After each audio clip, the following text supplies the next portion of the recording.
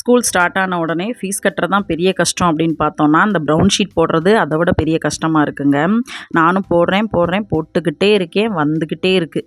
யாருக்கு போடுறோமோ இல்லையோ என் நடுப்பையனுக்கு முதல்ல போட்டு கொடுத்துடணும். இல்லைன்னு வச்சுக்கோங்க, கனவுல கூட வந்து அம்மா அதை போட்டுட்டிங்களா அப்படின்னு கேட்குற மாதிரியே இருக்கும். ப்ரவுன் ஷீட் மட்டுமே என் 3 பசங்களுக்கு போடுறதுக்கு கிட்டத்தட்ட 600 ரூபாய்க்கு நான் வாங்கியிருக்கேன். நம்ம படிக்கிற காலத்துலலாம் மொத்தமாக ஸ்டேஷ்னரி ஐட்டமே ஒரு 120லேருந்து 150க்குள்ளேயே பர்ச்சேஸ் பண்ணி முடிச்சிருவோம்.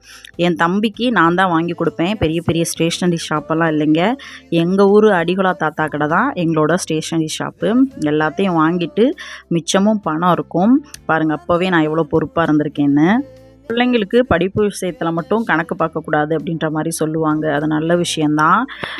முந்தி காலத்துலலாம் ஒரு பழமொழி சொல்லுவாங்க பாருங்கள், கட்டியா இல்லைனாலும் கரைச்சி குடிச்சிடலாம் அப்படின்னு. ஆனால் அந்த பிள்ளைங்க ஃபீஸ் எல்லாம் நினைக்கும் போது நம்ம கரைச்சி கூட குடிக்க முடியாது போல், வெறும் தண்ணியை தான் குடிச்சுக்கணும் போல், அந்த மாதிரி எனக்கு தோணுது.